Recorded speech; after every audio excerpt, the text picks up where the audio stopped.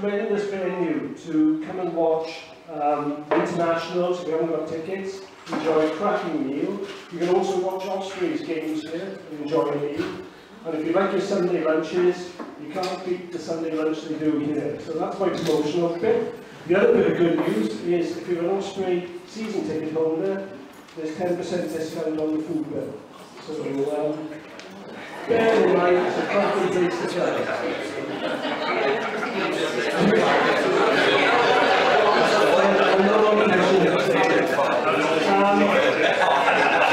Can I just say that this season, as you're probably aware, in bygone seasons, the supporters badge has been given out as a freebie with your season tickets.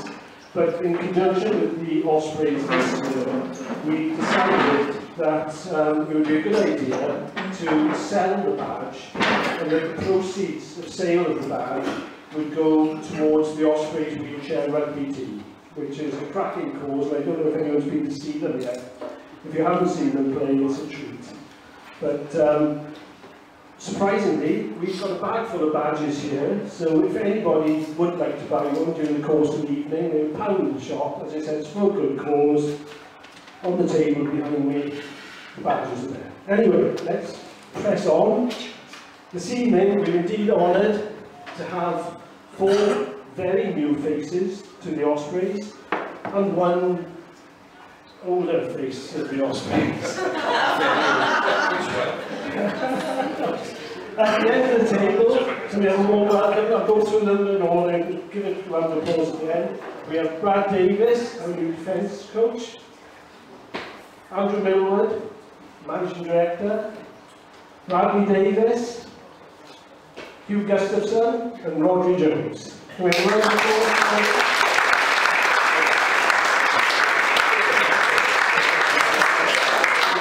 Okay, on everybody's table were bits of paper and pens, hopefully.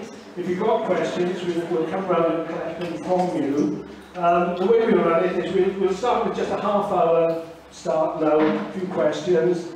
You'll have a little break then, so you can tuck into your sandwiches if you haven't already, and replenish your drinks. Got a few sort of questions lined up, and I think it's unfair perhaps to start with Andrew. I think, Andrew, can you tell us, I think everybody would be interested in this, about the way the development pathway works and how we identify talent, and how do these structures in place give the Ospreys a competitive edge against the other regions?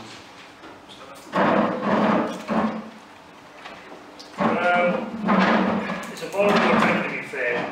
I think I started in 2008 and got the development manager's role.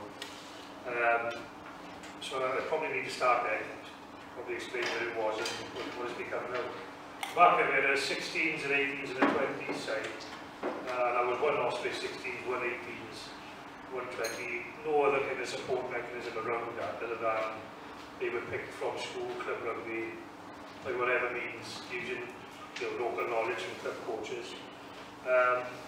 And then there was an academy group, well, I remember rightly about 25, but there was no breakdown of that. They ranged from 16-year-old up until 19. And the transition from that group would have gone as a development contract, and the senior group would have been back there about 40 players. So I spent that first year, and I was Andrew's almost first year as well. So we worked very closely with Rhodri on that. And we ended up coming to a system at that time. I was still under 16s, one team, under 18s, and then we brought in what we call the A, B and C group. Now, to start from the bottom up, then C group is predominantly an under 18 group. Maximum number of players will be 20 in that, and that's a 2-year bracket, which is in line with the level of BTEC education. They can show that they stayed on the school and they didn't think they could and give up because of rugby. So B group then, on top of that, you progress if you made it from C into B. B group were development players who were their first step into senior rugby. Again, numbers-wise, you carry about 20 players in that group. Again, from a level point of view, they can play the apprenticeship. We established right at the start about identity of where you're from is important. So we looked at where the boys were coming from, what club was affiliated, you know, back then before recent changes to the Swansea, Leith, Aberafon and Magen. And the boys were placed in them teams according to where they were from. Unless there was a double up of positions, they stayed there because I still feel it's still do now. It's important to have an identity of where you actually started, where you come from. And then obviously the senior team. As time went on, I mean, the philosophy of the Ospreys, what gives us, I feel, is a better edges. It's about numbers and participation. Rugby's a late maturation sport. You're not ready to play fully developed, really, and all the studies got into this until you're 19, 20. So selecting a kid when he's 15 or 16 isn't really the ideal time to do it. There's a lot of work at Swansea University on measuring this. I'll just give you an example on the extremities. Chronological age of under 16, 15 years old.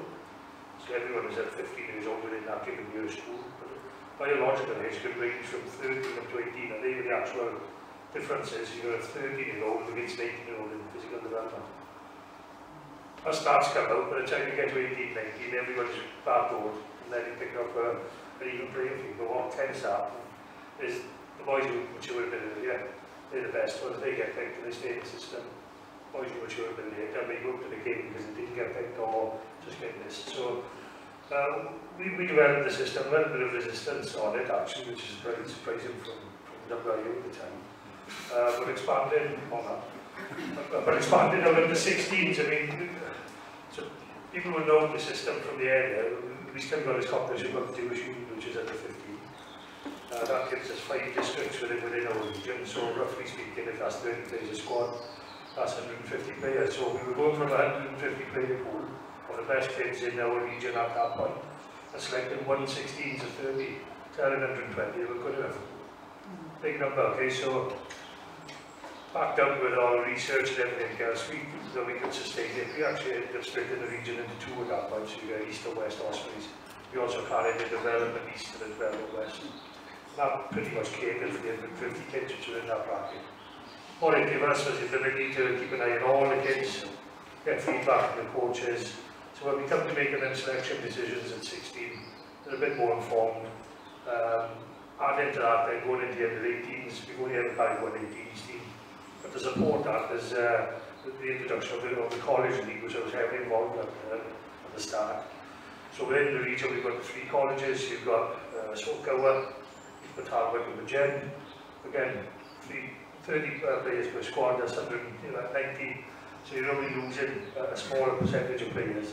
You've got someone to go and play and still have that opportunity to make it into a C group. So C group then being the first part of their development when we bring them out to their teams. You don't stop them playing for the teams they come from, because along with that we structured the season not to have conflict between regional games and they club or school coaches. So we were able then to see the players and everybody once take them out, give them additional training, nutritional programs, we call it a 6-pillar program, so sports like holistic development and everything else that goes along with that. And like I said, that's about 20 players in that. At that point, when they're 18 at the end of that, we're in a very good position to decide whether we're at that point going to offer a development contract. So the players that come out of that, and on average at the moment, because of the way things are, with players in the young squads, we probably take about 4 or 5 players a year out to the C group into a development contract in the B group. And that's a big number, 5 actually. It may not sound a lot, but 5 a year is a big number. In any normal system where we'd have a backlog of older players in the senior squad, you're looking at 1 or 2 and they're doing well. But the numbers at the moment are still about 4 or 5. I can see that continuing for a couple of years. So that's B group, and then into A group they go 2 or 3 years in B group, or however fast they can jump from C to A group. Keelan Joyce would be an example of that. He could potentially have some senior games this year, but he's coming back, so he's bypassed Premiership rugby altogether. So it's totally dependent on the individual, on ability. There's no blanket rules for everyone, this is case by case. A lot of information there, it's quite difficult to have something visual to explain that. So if there's any questions on that, feel free to ask, because I know I can go off on tangents as in my mind. I know we're back to front, but it may not make sense to anyone else. Any other question? No? Well, can I just add to that? We talk about player pathway. The other thing it gives us the ability, which is because we were just talking about it with the lads. It also gives us a chance to look at coaches and administrators, because it's a voluntary kind of service. Most of the guys, all the guys in the current set have done some time as a volunteer. Myself as a player, I think I did it for 3 or 4 years, coaching the 16s and 18s coming through. Tandy's done a bit more actually. He started off in the 16s, done the 18s, the opportunity when he retired to be projected to be a rugby development officer. Then he became a gen coach. Then he became assistant Ospreys, and then he got to the rugby in now. So Tandy's actually done the full cycle, so he knows it top to bottom. Andy Lloyd, another one, come in as a coach, then a team manager, ended up administration, and siblings in here. The question for the boys is, well, how do you get into their roles? Just giving up your time in the first instance. Okay, making yourself available for voluntary work, you know, giving a hand, doing well at that, and then when opportunities arise, funnily enough, you're in a position to put your name forward. A couple of coaches we just appointed now in the development end, with Duncan and Andrew Bishop, both been doing volunteer work. So it's not a case you just plucked out to the next player when he knows how to play, therefore he must be a good coach and he goes. There's a lot more behind the scenes, and it's not just a player pathway, it is a coach development tool as well. I mean, it'd be fair to say, although you haven't invested at all really in coach development over the last regime, it's about to change now with John. But that's been on catch up. That's going to take 5 years before we see any benefit of that. So we really are at a point where we're not blessed with a load of coaches coming off the block right in good positions. It is a case of who can do a job right now and who's invested the time and proven they got the ability. So I mean, there's a top to bottom between where we started at the Shield. It's not a perfect system. We're always reviewing and trying to make improvements. But that takes you really to the transition from a 14, 15-year-old kid, his pathway through the systems and into a senior contract. I think it's great that people like Duncan and Andrew Bishop, as senior players, particularly Ospreys all along, retire and then offer more to the game. I think there's so many senior players there. Yeah, but it starts before that for me. I mean, it would be slightly different if a player didn't do anything before that point. And then on retirement, he says, oh, where's my job? So it is fantastic that it can come back, but it can't be a job for the boys kind of situation. It's got to be based on their bit, and that they put the time in. And it's the case, I suppose, with Duncan and Andrew, that they've got faces on television. You can tell me. Okay. We'll give Brad a shot now. Which one? Brad, as the new defence coach, do you envisage the Pro 12 offering a different challenge to that you experienced in the Aviva with Wasps? Difficult one to answer really. What I am going to have to rely on is a lot of the players who have played in this competition for a number of years, getting their intellectual property on most of the teams initially, so I can have a good understanding. Obviously I've watched, when I've been in the Premiership for the last 10 seasons, I've watched a lot of what's called the Rabo and looked at a lot of the games. So what I have noticed in my last 10 years as a coach in the Premiership and watching the Pro 12 is that there's a lot of differing styles of the type of rugby that can be played. So obviously with the Celtic, with the Irish teams, the Scottish teams and the Italian teams, they play a certain style. The Italian teams in particular just don't like to tackle, do they? So, well, hopefully you'll find that out in games 1 and 3. In terms of the challenges it's going to pose, I think the only difference is there's relegation in the Premiership and there's no relegation in the Pro 12. So I think it allows for a more expansive game. I think you're able to explore. You know, if you're in the bottom half of the table, or you're in a little dogfight at 12th, 11th, 10th position, you're allowed to still play rugby without fear of being ejected out of the competition at the end of the season. So I think that allows a bit more freedom. In terms of the challenges for us moving forward as a club, especially in the defensive component, the only thing I can promise you people is that we're going to pitch up every week with the right intent, the right attitude, and we'll let the scoreboard take care of itself, and the quality of the opposition will determine that. But we're going to pitch up 100% every week and play a brand of rugby that hopefully you people can be proud of. And us as players will enjoy playing and make the region very satisfied with what we can achieve. Excellent. A rumour that has gone around. Nothing to do with me. Only 6 weeks I wasn't there. The rumour that went around was that out on the training field that you're making Steve Tandy look a bit of a pussycat by comparison.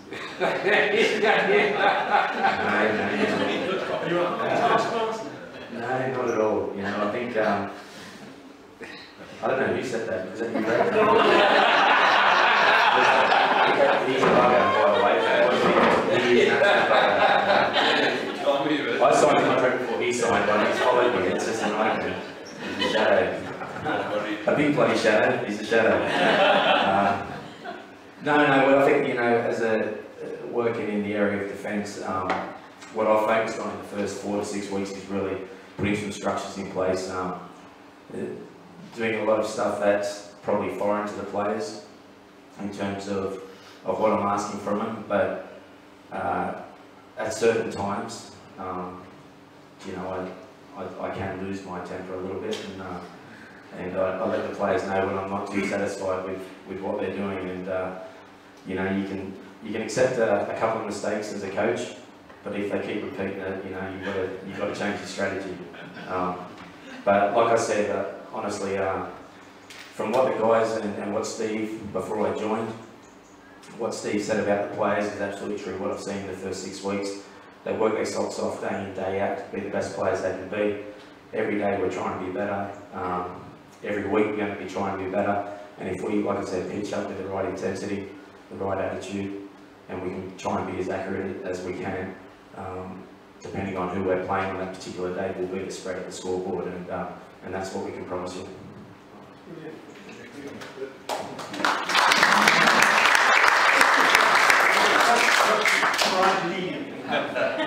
Main Bradley's on.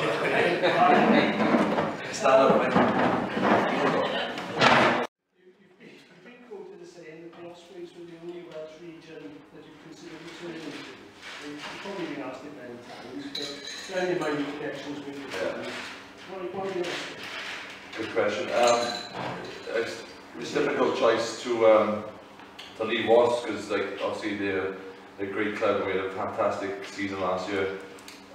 It just, when the chance to come back to Wales came across, I thought myself, you know, it'd be easy to go back to the Blues or the Dragons, or, you know, and just retire. But I wanted to win things again. I wanted to. The last 2 years I had in Wasps when we were achieving big things in quarterfinals and semi-finals in Europe. Got me that little, like, flame back inside. I wanted to win things, and going on past experiences, playing against the Ospreys, I think I'd only beat you once, so I was a bit thinking, like, growing up as a kid, Ospreys were always the leading region in my eyes. I'm not saying I'm right, but I played against them every year, so, and, you know, I just wanted to win things. I think they got the best chance to win, yeah. Excellent. It's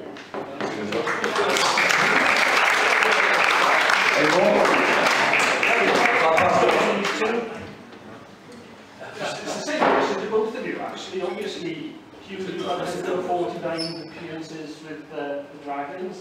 How many? 149? No, it was 153 and it was. I called 153,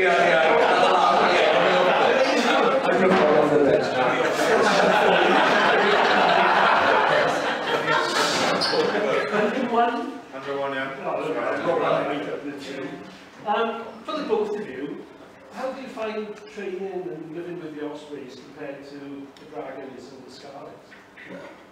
For me, it was a bit of a shock. I've been doing the same thing for 10 years. It's been losing, and it's not a bad thing. Like, the problem with Dragons is stability. Every 2 years I had a different coach. Every 3 years there was 50 new players, and stability was gone. And change of style every 2 years, or changing who we are, and internal fighting in the region. We're not the Dragons, we're not New Gwent, we're not Newport. It was hard to find identity, and being a West Walian, I tried to get involved as much as I could in things inside the region. I felt a bit of not much stability there, and we've always been branded the dogs, and And when I came here, it was a bit of a shock to the system that winners and the time you go to be Ospreys, you have to push yourself, and you come here, even the warm-up boys are pushing themselves to be the best stretcher, and in the gym they would push themselves to be the best. In training session, no one takes a foot back, even if it's touch rugby, it's a full grab, and small things like that. You want to, like Brad said, you're going to be a winner. If you want to play for the Ospreys, you're going to be a winner, and you're going to be the best you can be.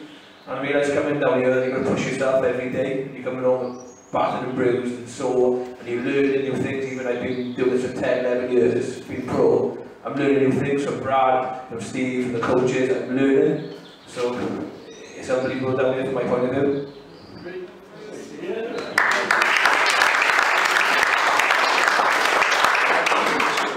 Yeah, I'd agree with Gus. I'd say, to be honest, maybe be a massive difference between the Scarlets. It's just it's a lot more professional here. I find, like just the thing they go about with doing stuff is just really good, and also just the I think everyone has maybe not arrogance, but they're obviously they just feel very confident about, and they want to, like, obviously they want to be a winning team. And you can sense that around the boys, that they want to be winning, and like I think that's a bit it's probably a bit more than they have at the Scarlets, that they feel that they're the best region in Wales, and I think it's good to be confident. You've got to sometimes show some arrogance to show you are show you are one of the best teams.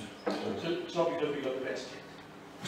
Yeah, I think the Scarlets kit this year with the orange go and We'll have a little break now for people to refresh their glasses, have a little bite to eat, reflecting the questions, because it's your listening, and you've probably got better questions than you've got. So we'll have a break.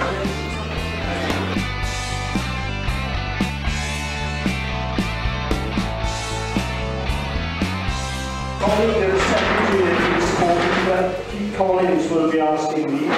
There's a little known fact, we heard the boys say about the fitness and the desire to be the best.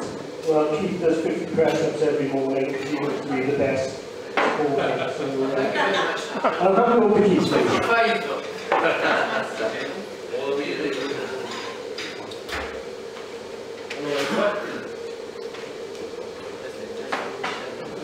Hello everyone, that's better. Right, this is a question by received from Mr. Millward.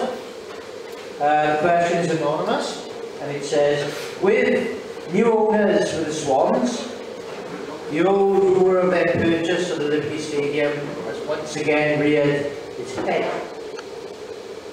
Furthermore, recent press reports claim their purchase takeover of the Ospreys. Any comment, please?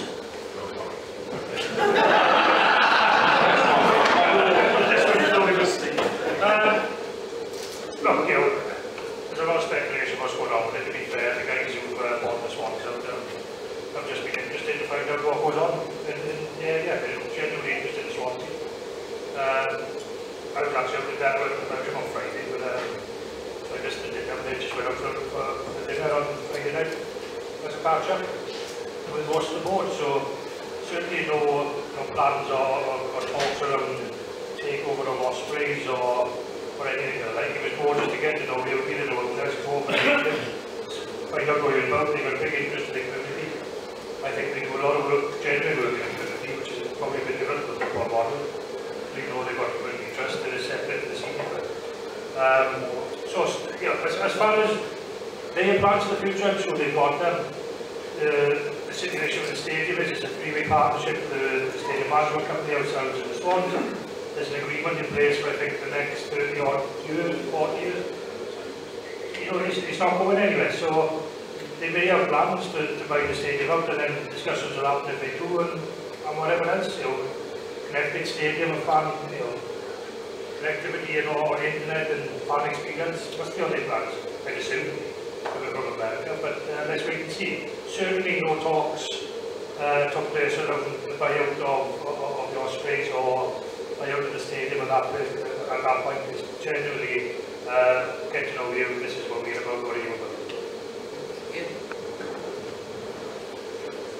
So cheerleaders at half time? Yeah.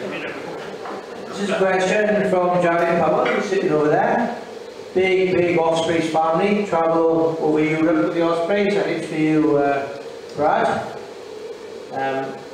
Janet would like to know, how do you feel our defence can improve? This is a leading question, isn't it?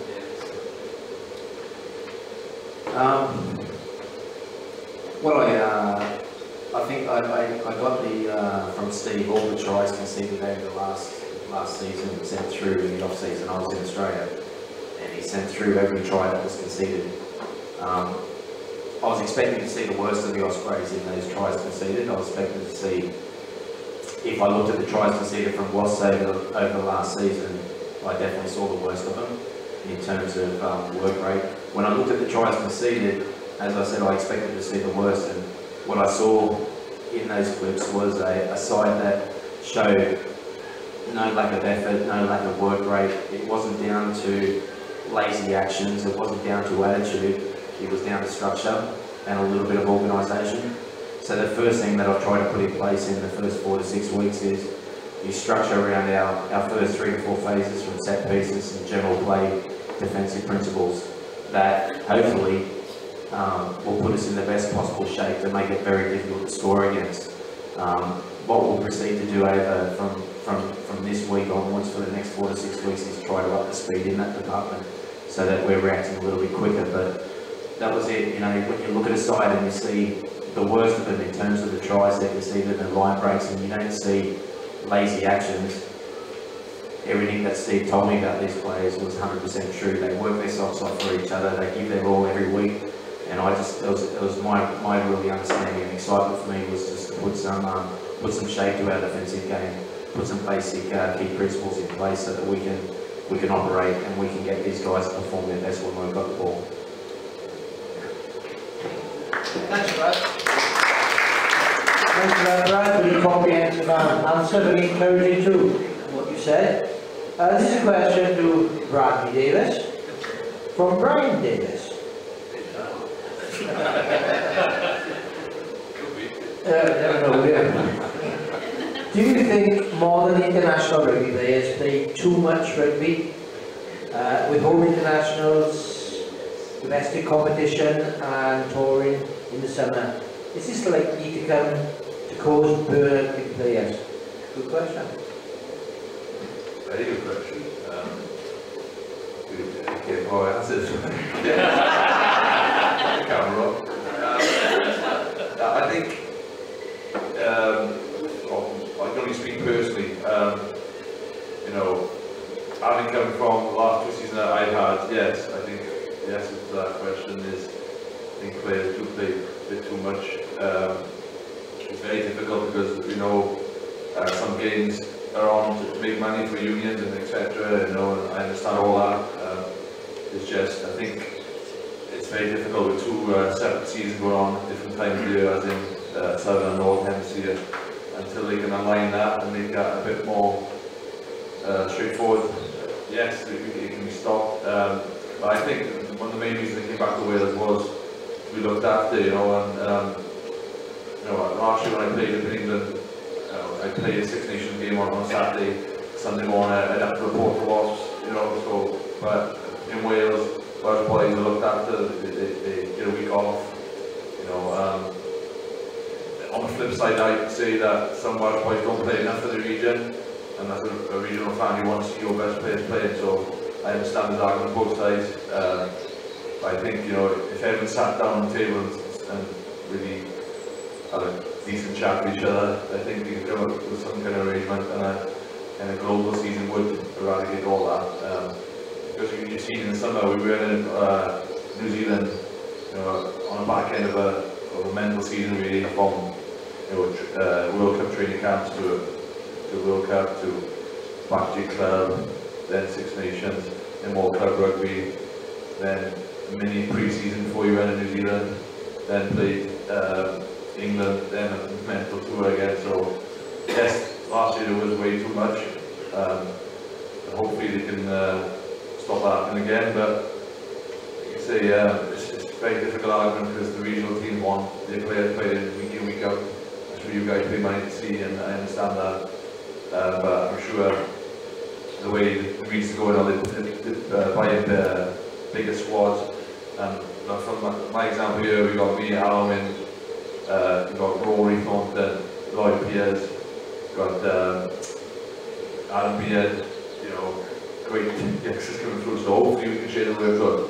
Hopefully. Can I follow that question on the question wheel? You said that you'd be expected to report to us the day. Yeah, obviously, campaign inside, I want to train. He doesn't show up.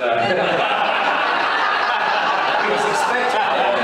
What I was asking you, the English players have to do that? That's where, you know, if you pay money for the players to be released whenever they're free, so down week, so that's the difference there. That's why the big argument is Welsh players not be released to the Wales training camps, because obviously the RFU will pay money for the English boys to stay there, so you can see their point of view on that one.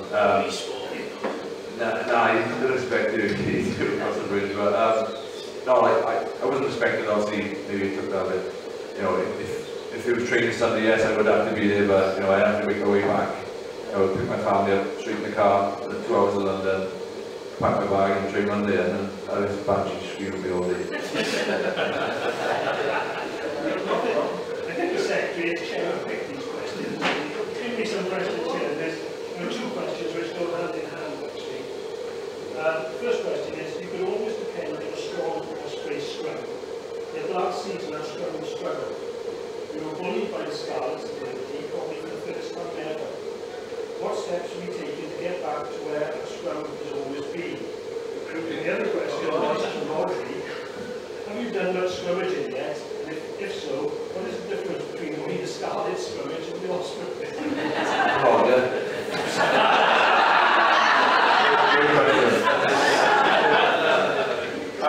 There's not much difference between how the Scarlets scrimmage and how the Ospreys scrimmage, to be honest. We've done quite a lot of scrummaging already. I've only been in for about 3 or 4 weeks, and I've already done quite a bit of scrummaging. We've been doing like technical bits, so like working in like smaller groups, so maybe like front row against front row, stuff like that, and then building the scrummage randomly, and then we've also been doing like full-on live scrums. So I just think the more you practice, the better you're going to get, basically, because you just get like kind of like scrum fit. So other Scarlets, we used to do quite a lot of scrums in training, mostly at the start of the week, and then maybe do a few at the end of the week. But yeah, so there's not much difference in training. It's just everyone has to buy in together. It's all about the age coming in and not individually. That's a massive difference. And yeah, Brad actually brought a good point in last week. He was saying at Wasps that none of them move their feet. It's quite a technical point. So yeah, it's just little things you can pick up from different players, and we all just got to work hard together as mates, not as an individual plan.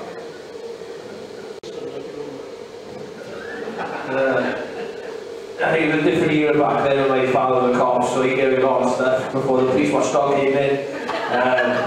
Funny enough, he's not over 6 foot, so I'm not blessed with height, so he's small I am. No, I've done a lot of stuff outside the rugby as well. I've done my level 3 coaching, I've done a lot of the HQ stuff with the Dragons, like that down here, they asked to play a lot of help out, so I think it was like at the time it was Danny did myself coaching the 16s with the 7s, and outside rugby now I'm helping my local community rugby team, coaching Tumblr RFC, you know that is where Tweed comes from, and Rob McBride is there now, Ross.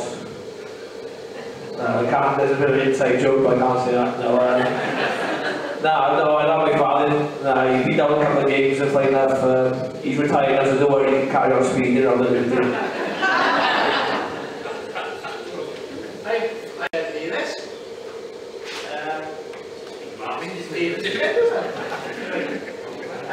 This is for Rhodri and Hugh. Which former teammates are you dreading coming face to face with this season, and why? For me, he's probably the most underrated player in Welsh rugby. Smallest man on the field, probably. That's Nick Cunn. Like everyone nodding now, people know him. Probably he's not a typical set like Tips. like, he got a shock to it, how skillful he is, how reading the game he is. But one Nick is brave. You send him down the channel, he will go down, and any ruck he'll slow down, and he'll put his ball on the line, and he comes away with so many stitches per game, and he's battered and bruised, and he's fully committed, and he doesn't say much. He never speaking down to people, always helping people. He's a West Wing like myself as well, so a true gentleman. But for me, it's the most great player with it's Nicker. I've been dreading to play against most, but more who I've been looking forward to playing against most would be Pete the Meat Edwards.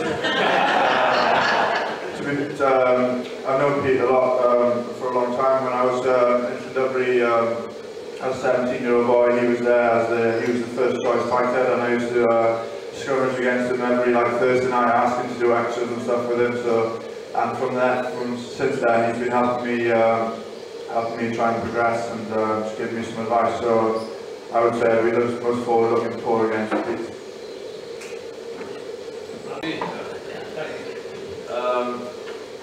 Any of the Blues probably, because obviously he spent 9-10 years there. Yeah, probably Felice probably. He's monster Tongan bloke. He's the biggest, strongest man. And for years I've been abusing him. As you can tell, I'm quite a bit of a joker, so every day they hammer him. And he said to me once, he said, I'm retired now, he said, but as soon as Wales play Tonga and you were playing, I'm coming out of retirement. So hopefully we'll never play against Tonga, or I never play against Tonga.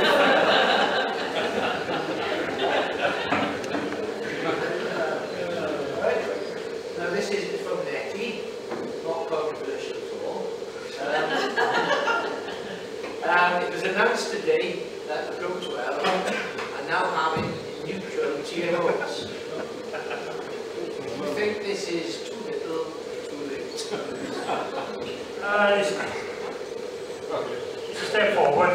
Okay, so not only GMOs, but they are one as well. So it's a step in the right direction. We talked about a lot at the Pro 12 level about how we take this forward. I mean, it's quite difficult because the unique situation of having 4 nations, and the Italians to manage the event for themselves. So it's not a centralised appointment, but at the Pro 12 we actually have to go through each union. So you get each union as a referee manager who manages his staff, the non-Pro 12 staff. So ideally, like, you get to a situation where you have Pro 12 employed officials who are accountable for their actions and are managed by a Pro 12 referee manager. And Morrison is the manager for Pro 12. He doesn't have direct line management of them staff. So it does make it difficult. I think, from working together and feedback, we've got to the stage of having TMO and AR1 independent, which is a big step forward. And that's what it is. With a long-term goal of maybe at some point, going back to the finance, maybe Pro 12 seconded officials from the organization. I think what's so sensible is the players are accountable for their actions. It never seems that the referee is accountable for I can understand that, and there's no perhaps as much as what we went through last year. No situation. But to say between us, the English and the Welsh officials probably take on mostly. We need to support the Scots and the Italians and develop their officials as well. But again, going back to it, because it's not centrally controlled, and each nation does have their own official referee manager. They're accountable for line management. It's not centrally line managed. It's a difficult situation. I'm sure they get feedback and they're accountable. It's just about developing that and taking that step forward. The first step forward going to the TMO and AR1 is a big step forward. And I think that's the start of where we're going to end up with it. So ideally, I suppose you look at a future where Pro 12 seconds the best officials from the 4 nations, or whatever happens if there's an expansion. And takes the best out of that, and they can come down to a centralised system. Not right now, but I think that's what it was. I think we all felt so strongly about the last thinking last year that the final decision was the right person.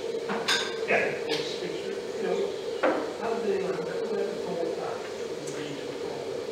In a way, it probably comes down to funding, in the first instance, and the budget towards. So it's only retrospectively we look back and we go, we're probably done.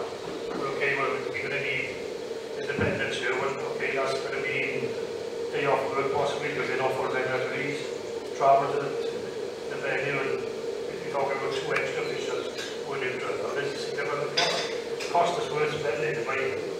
And I think most clubs should agree and put towards that. But like I said, it's a big step forward, and it'll only need the next step after that.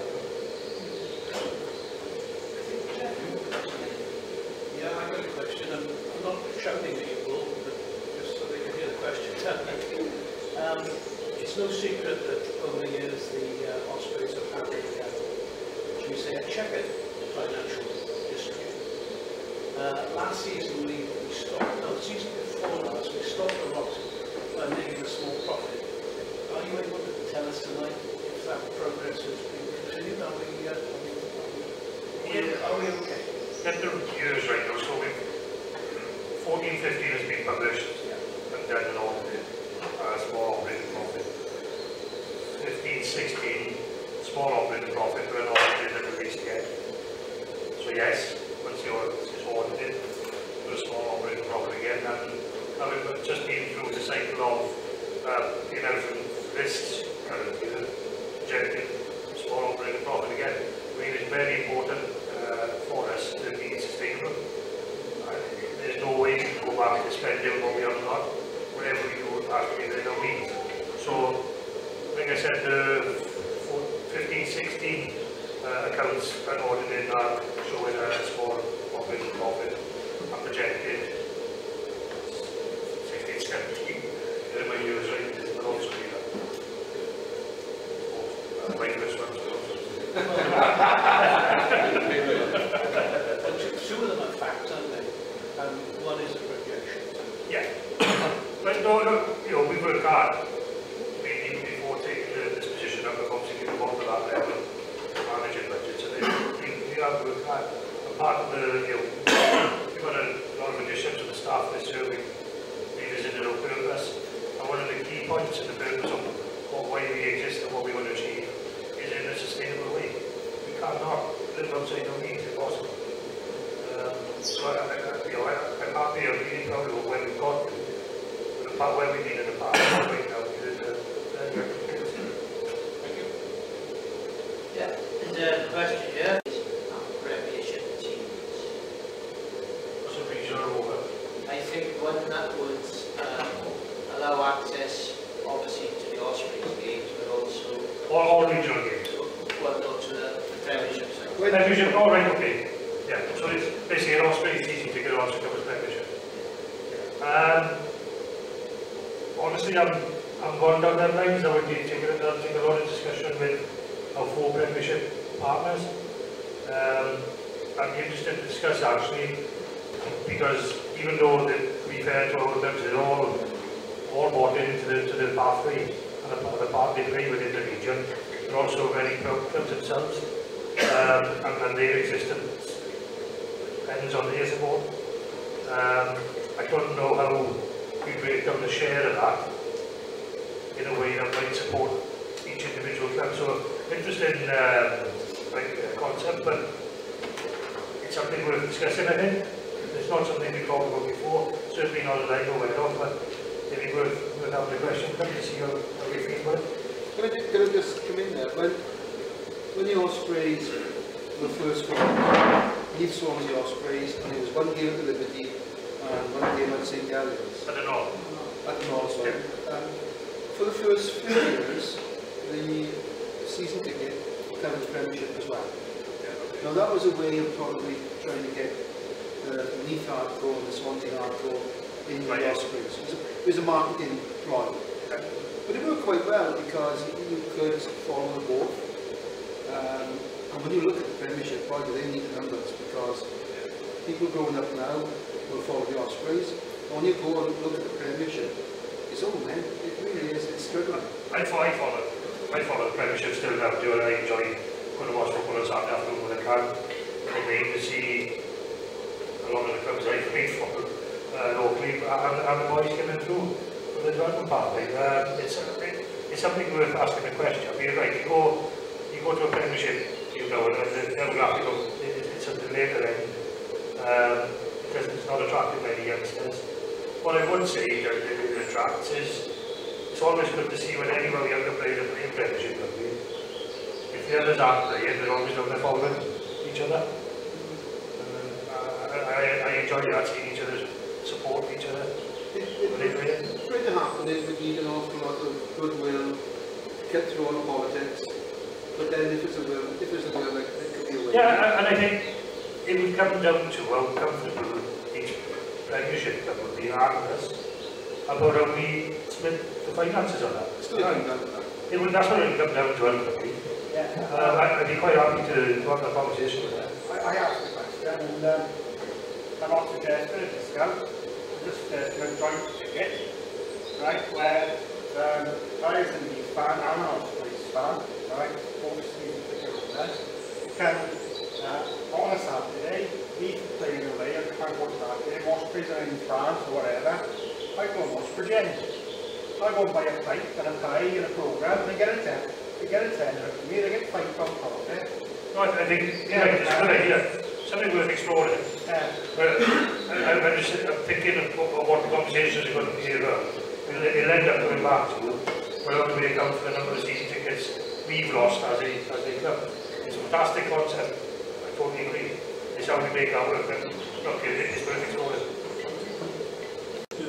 Boys, you know you're all very young. What's the best match you've played in, and what was your greatest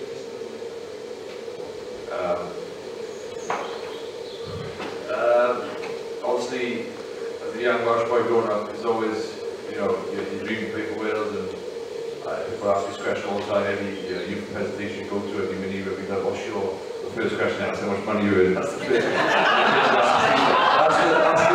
That's how big your house and what car you got. It comes down to that.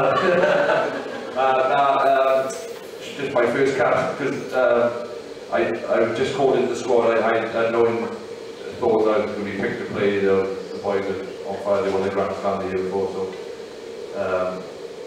it was a trade Monday, Tuesday, Wednesday was off, Thursday in. The boys gone on the plane to fly to Edinburgh. I shot off, you know, driving on campus and like course. I think I was the king. And then I had a phone call saying, Jagged, Ryan Jones is struggling with the car, you have to travel with the team. I was like, what the hell are we getting planned? Ran home, my mother packed a bag for me, straight to the airport, met up with the boys again, and I looked at Jagged and he said, I'm fine, I'll be fine to play. So Friday night I just walked around Edinburgh, and then Saturday morning, Papa told me I was involved, I was on the bench, I was kept in the back row, so I was like, oh god. So, literally at the time, my family had no chance to come and see me on plays, but you know, I was sitting there, everyone shot on the TV and watched the game, and lucky enough it came on, and it came on for Shane Williams actually. I was meant to come on I meant to come on for Martin Williams. He got simping. As I was like 2 minutes left, they were dying to get me on quick with his cap. Just petrified on the touchline. The game wasn't won either, there was still a chance of losing, and they put me on and tell Andy Powell and he was on the wing. So. That's my best memory. It's not done too well, but he was a young boy in the Dragons, and his second or third season, and we had to beat the Ospreys. And it was Ospreys had one hell of a team. It was Duncan, I think it was Bennett, it was Adam Jones, it was Ian Evans, Alan Wynne, Matthew Holler, Jerry Collins, Ryan Jones in the pack. And then you had me, I think it was 21, Steve Jones, Jabba Jones, and it was Pat Palmer, I think it was a basic pack, and we'd have to win to qualify that year. And I think the one Scars got through with the Blues beat. There was Gloss in the elevator, we had to beat that game and that team came down and there was people saying that should be 50 pointer, a 40 pointer, and the boys said, nah, it's not, we've got to win. And I think it was blessed, we worked hard, we played hard. I think it was the first half, we scored 3 tries, and then you came back, and it was a really good game, and I think that stuck by memory was just, no matter who you play against or what's in front of you with any team, there's always a chance, and we said every dog on this day, I think we had that day was ours, and I just never played against the quality players in the field, I probably will never play again, one because they're not here anymore, Jerry Collins, and people retired, and I was just lucky to play against people who I will never play again, and the quality on that field that day, and the style of rugby that was played from both sides, I was lucky to enjoy that and be involved in that game.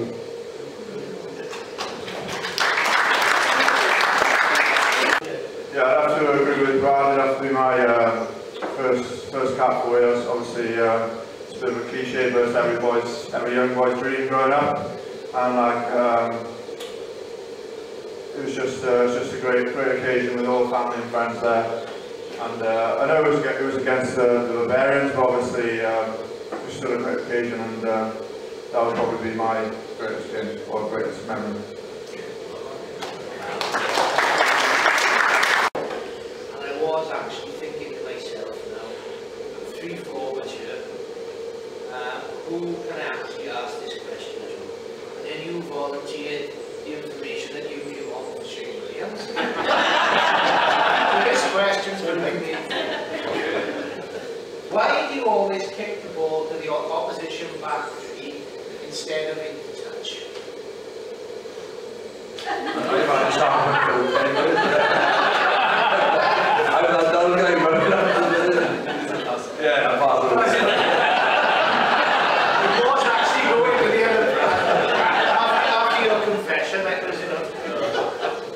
I think there's sometimes obviously you get frustrated when you're inside the 22 and the ball goes to the back 3 and you set it out of the full clearing your lines. I think you have to assess the tactical situation in the game, and obviously most sides in rugby, professional rugby, a lot of their time spent during the week is focused on their first 3 phases from set piece, from line out, and they know exactly what sort of pattern of play they want to do. They don't spend as much time on their counter attack, so you can prepare your kicking game around actually. We know they've worked a lot through the week on their line out attack and their first 3 phases, how they want to exploit our defence. So actually, it makes better sense for us to keep the ball in play and see how much time they spend on their counter attack, because we can work on our defensive setup from that situation. So I know it is frustrating sometimes, but I think the only reason we decide to kick the ball from out on the full from within our 22 is because the law allows us to, and it's not always the best tactical decision that we could make. So we need to sort of load the cards in our favour. Brad, what do you got to mind? You noticed on your CV when you play in several positions, including scrum half and hooker. Does this mean that if we swear it doesn't go to scratch, you can't use it? No, not at all. And I definitely play hooker. Playing hooker in rugby league is completely what Gufstafson goes through week in, week out. You know, we used to just fold in and have a gentleman's agreement that no one even touched heads. In case it damages our looks, and it worked in my favour. But in terms of playing scrum half in league and playing scrum half in rugby, scrum half in league is probably a first receiver and more like a 10 position. But I have played a kicking game with Webby and I'm 1-0 up at the moment, so he has coffee and cake, so I'm happy. I've got a serious question. From last season's review, you're quoted as we're bringing in a new defence coach, Brad. There's about 3 opportunities to take a wider view of our staff. His role being more strategic. Can you explain what that means? Yeah, so free and time you have to take a bit of an overview of the coaching group as opposed to being responsible for an area, which means he has to give that area as much time as every other coach. I mean, the amount of hours these guys put in is phenomenal. They're in at 7 in the morning and they're still there 6, 7 at night. That's 5 days a week, and then the game on the weekend. And if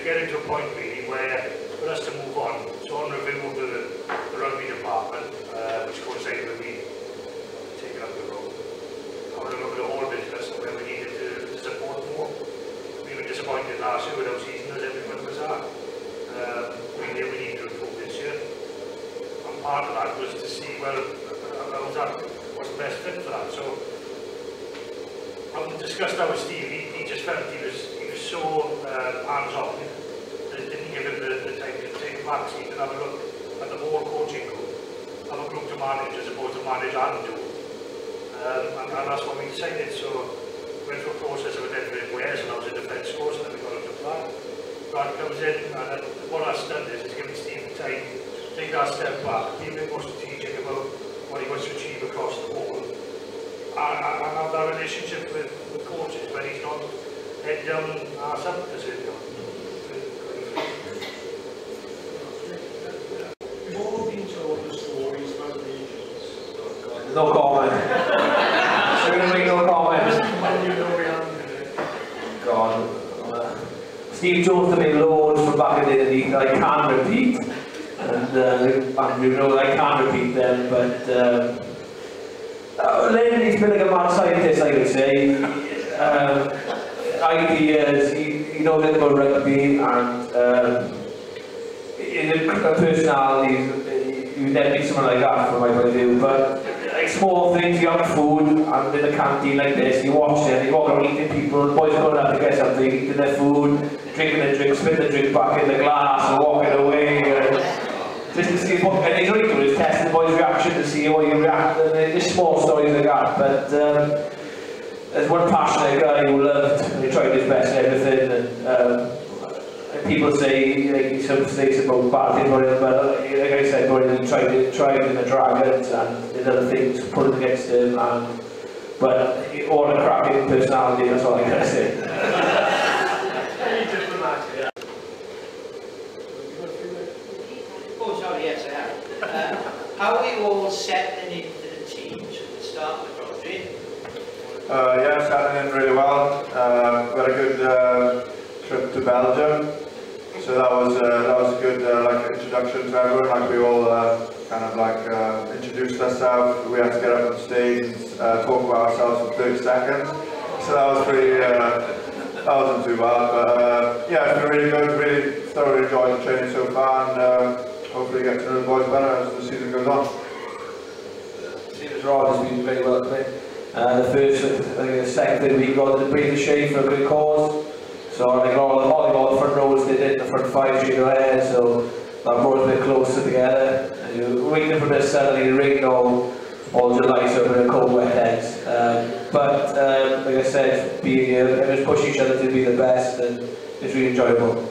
Don't think that's hardship. Look at him and me.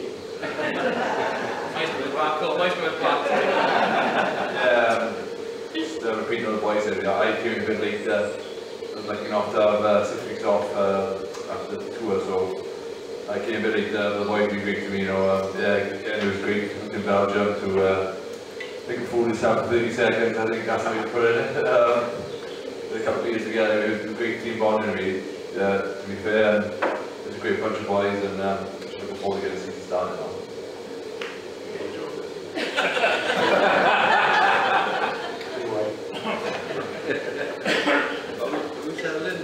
I've said it well, mate.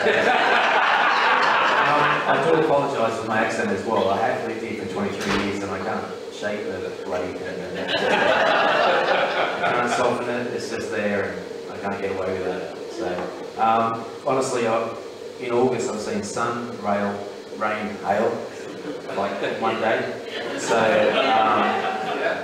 but yeah, sun, it was today. But myself and my family couldn't be happier, so I just want to be 100%, and I can't wait for the season to start.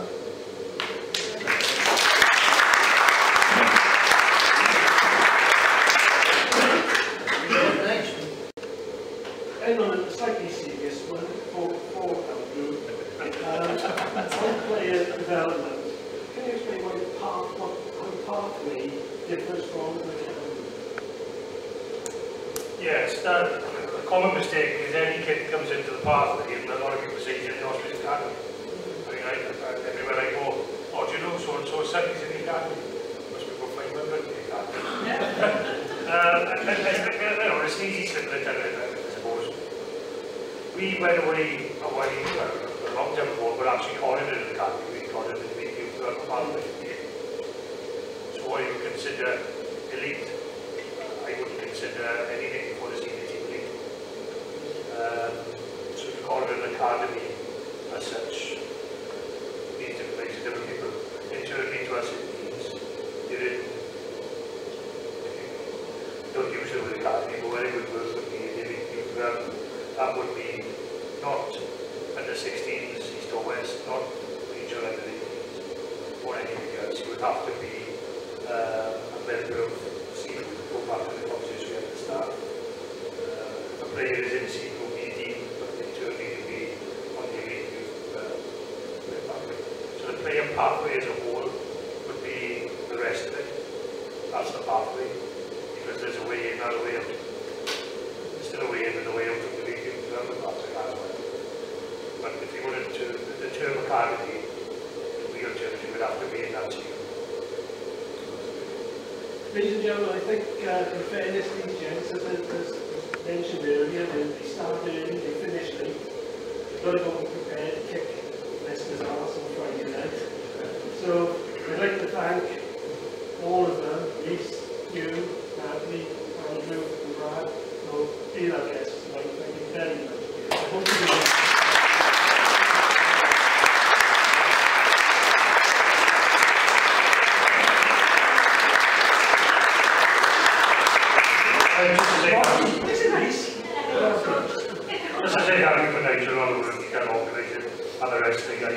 I feel way on holiday.